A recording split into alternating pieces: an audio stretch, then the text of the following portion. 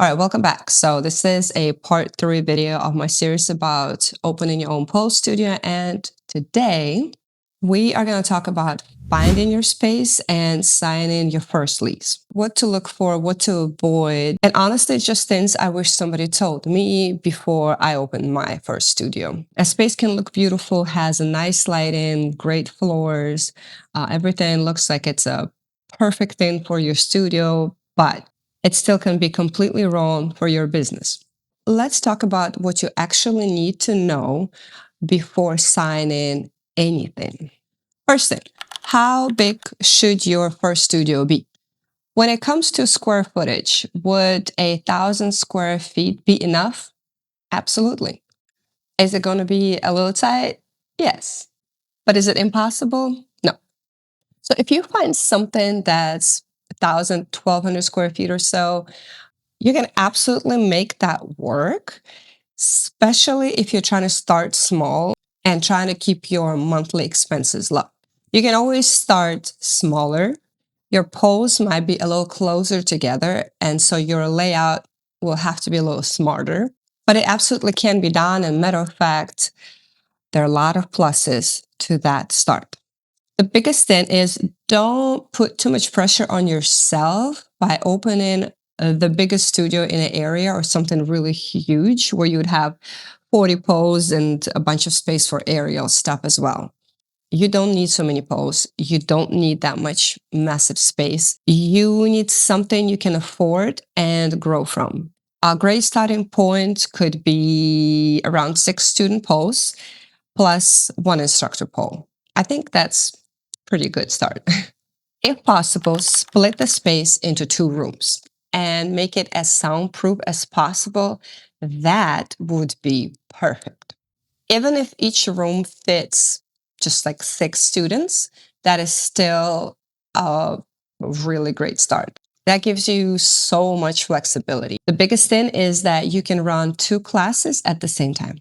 That kind of setup can help you grow without immediately needing a bigger space. If you are planning to have 2 rooms, it's a great idea to think about soundproofing before in the beginning, because, in one room you have a central class and the other room has like a hardcore pole conditioning class. That might not be a great fit. Or if you can't soundproof the rooms, what you can do then is to at least schedule classes at the same time, the ones that can fit the same kind of music. So both of them play the same music possibly, and they're both like on the same vibe, if that makes sense. The other thing you can do, if that's the case, you can always have in one room, you have a class, and then the other room, you can just have an open pole, which still is a great idea. Sharing poles from the beginning. So if you have only 6 student poles, that doesn't mean that you can only have 6 students at a time.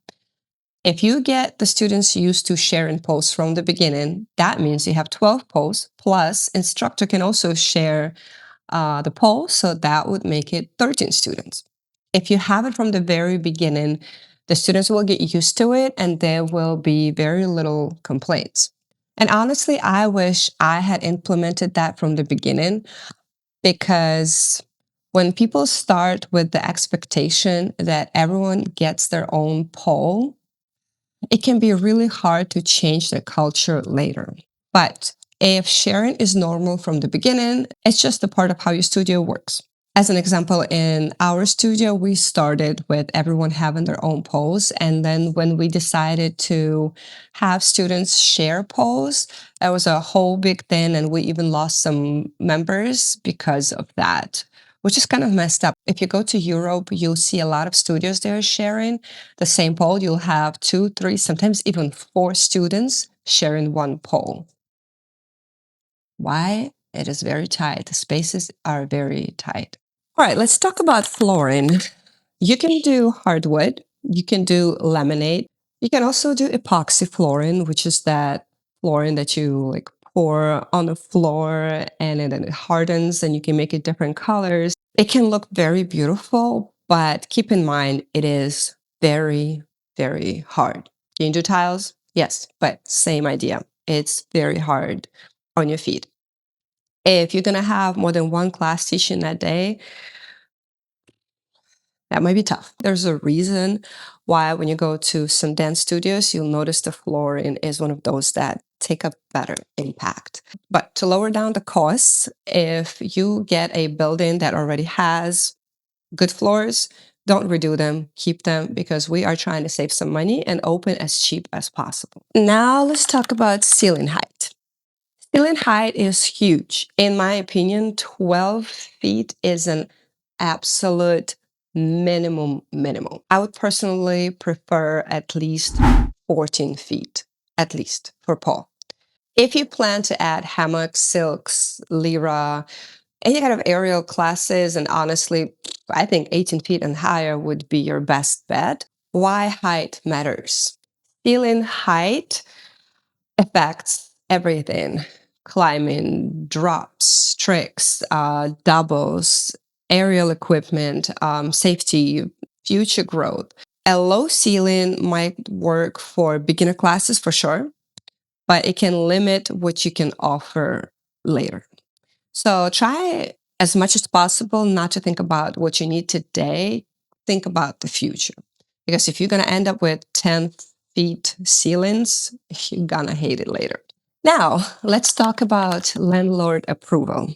Ask the landlord if they're okay with a pole or aerial studio being there. Because some landlords might be completely fine with it, some will not.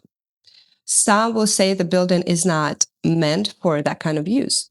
You need to know that before you sign a lease and then start ordering things. And then later they'll tell you, oh, it's not meant for this. These ceilings are not meant for it.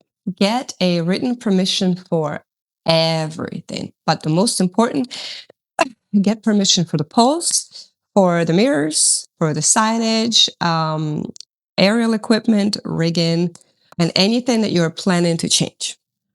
You know, I just recently actually had a conversation with a friend who wanted to open a nail studio. She was about to sign the lease with the landlord, and then on accident, I guess, or somehow last minute, she found out that that space wasn't zoned for her nail studio. So she was this close to signing a lease and then not being able to even do anything in that space.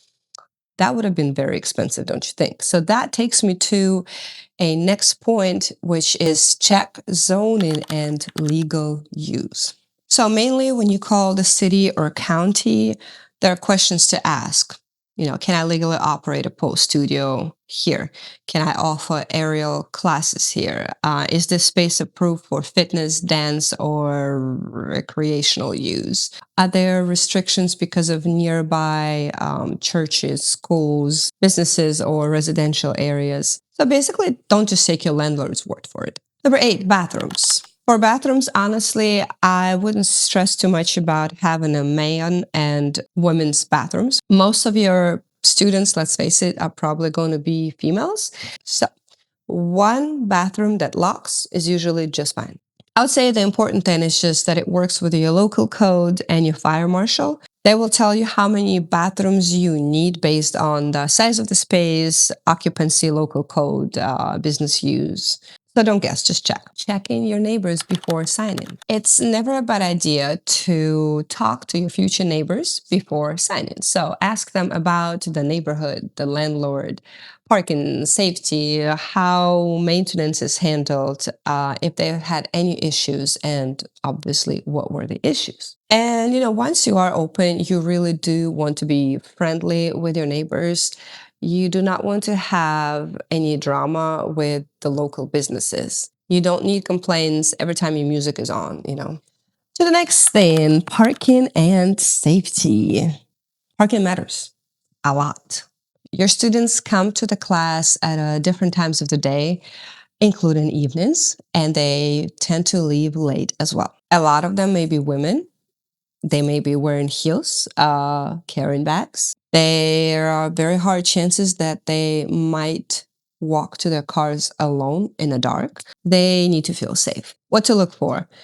Good lighting, safe parking, decent neighborhood, easy access, visible entrance and exits, clear walkways, and a place where students feel comfortable coming after dark. It is best if there are also cameras in a parking lot. That is like mwah, perfect, like cherry on top of the cake.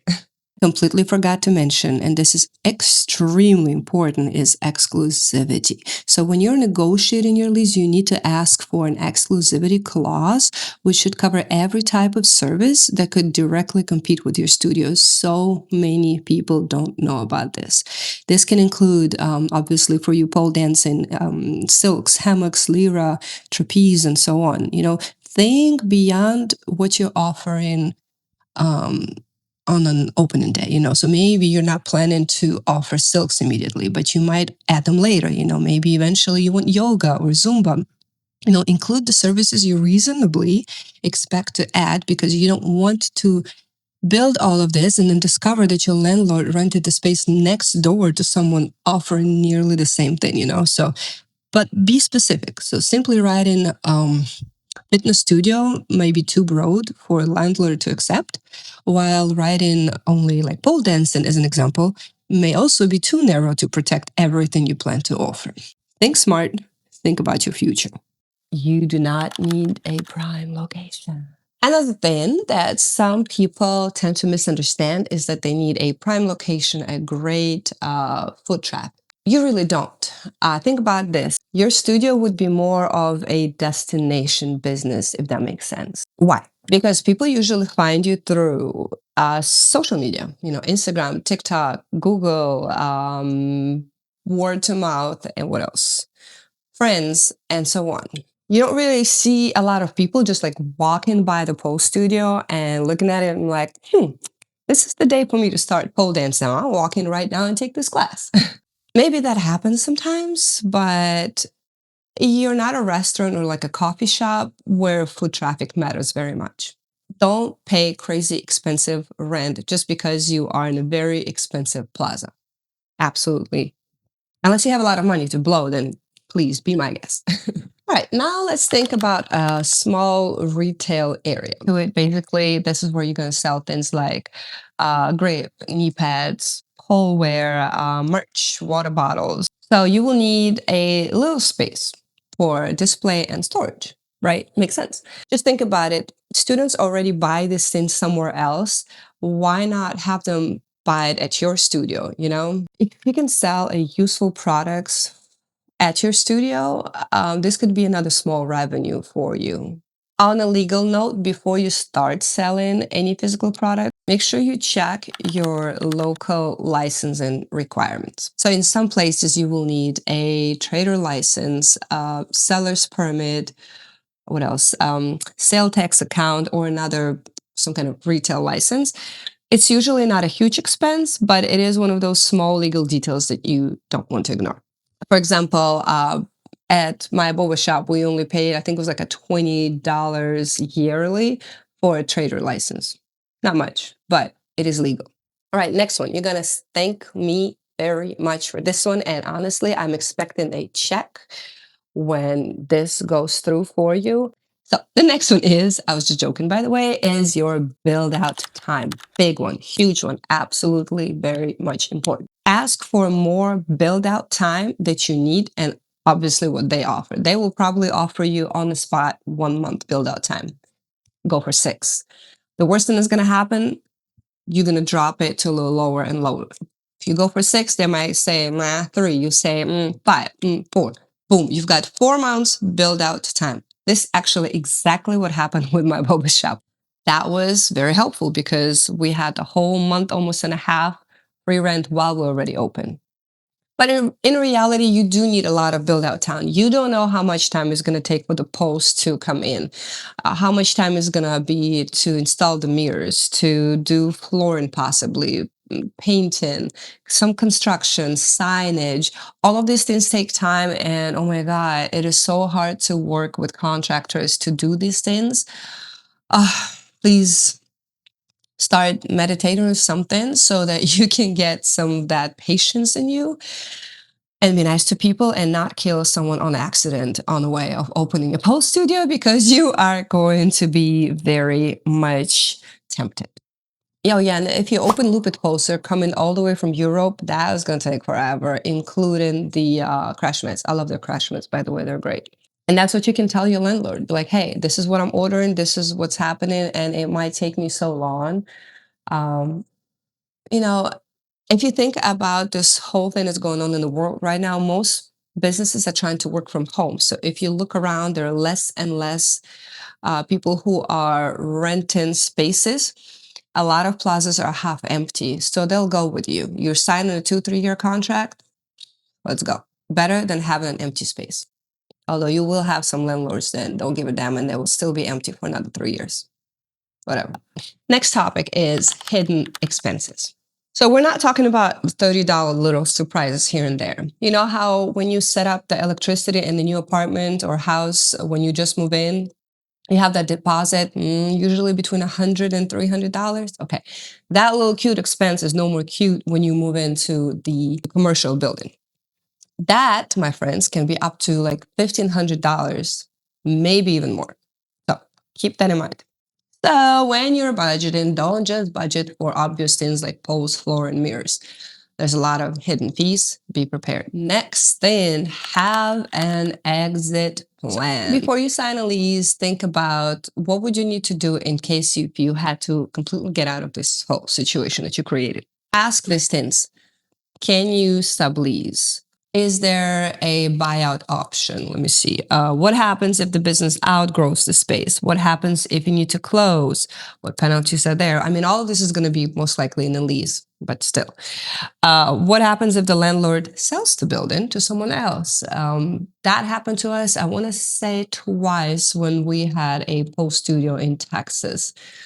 And it was a little rough to say the least with certain things. What happens if you sell the business? What's the process? It's just things that are good to know.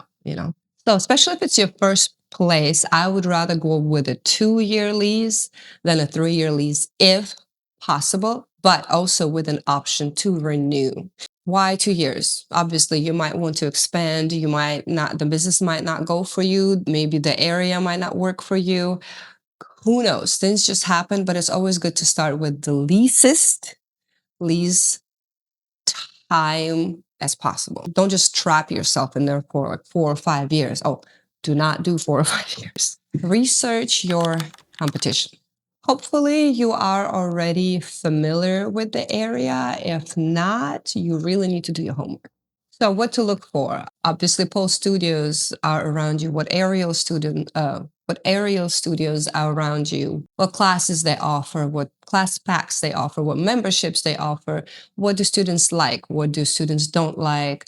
What do you think is missing in the area? Pricing, scheduling. What are their reviews? Read all of this and soak it in like a sponge, and then analyze it. You really don't want to open right down the street from another very successful studio. I mean, makes sense, right? You don't want to open a coffee shop right in front of Starbucks, your little baby home business.